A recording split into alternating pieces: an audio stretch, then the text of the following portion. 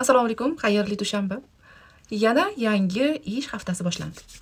Lekin vizajist uchun buni umuman ahamiyati yo'q.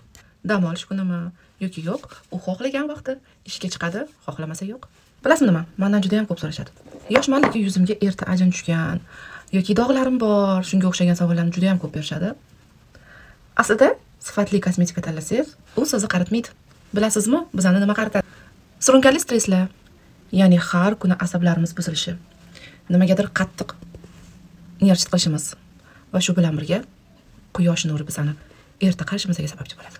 Esingizda bo'lsin, yoz mavsumida quyosh bo'lsa ham, bo'lmasa ham SPF surishga majburmiz. Eslasangiz, yoshligimizda onalarimiz "Vohli bo'yanma, yuzing qarib ketadi" deb bizani qo'rqitishardi. Lekin bu noto'g'ri.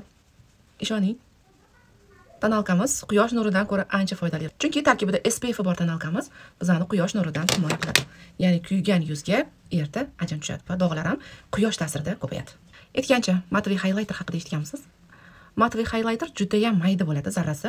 Shuning uchun ham matviy deyiladi. Poralari ochiq, yog'li yuzli qizlarimizga yaltiroqligi kuchli highlighterlar tavsiya etilmagani uchun ham matviy highlighterlardan foydalanishadi. Menga bo'lsa, buni juda ham zarrasi maydaligi va tabiiy ko'rinishi yoqadi. Highlighter nima deb so'ragan kuzatuvchim yaqinroq keling. Highlighter suyug'i ham bo'ladi. Ozgina olamiz qo'limizga.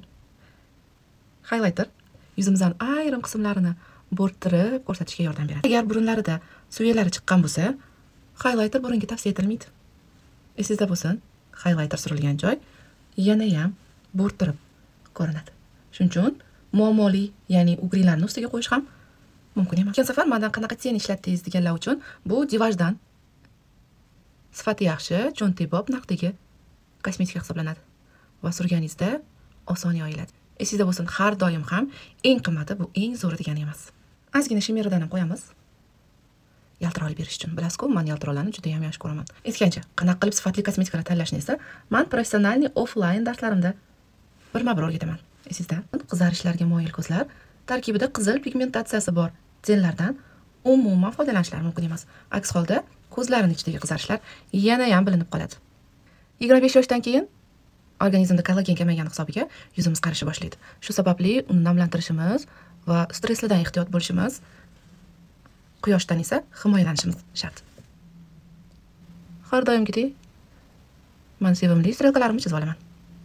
E'tibor bering, ko'zingiz uzunroq ko'rinishini xohlasangiz, strelkalardan foydalanasiz. Videolaringizda reklama qilayotgan kremlaringizni, kosmetikalaringizni qayerdan topsangiz bo'ladi deb so'rashadi. Men videolarimdagi kosmetikalarimni yoki kremlarimni reklama asosida qo'ymayman. O'zim sinovdan o'tkazganim uchun ham sizga foydali bo'lsin. Hech qanaqa reklamalarsiz sizga tavsiya etaman xolos. Bo'lsa, qizil chizig'idan emas, aksincha oq chizig'idan chizamiz.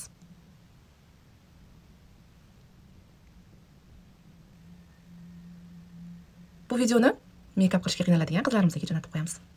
Siz bilan yana ko'rishamiz. Aytgancha, bizda professional kurslarimiz davom etadi.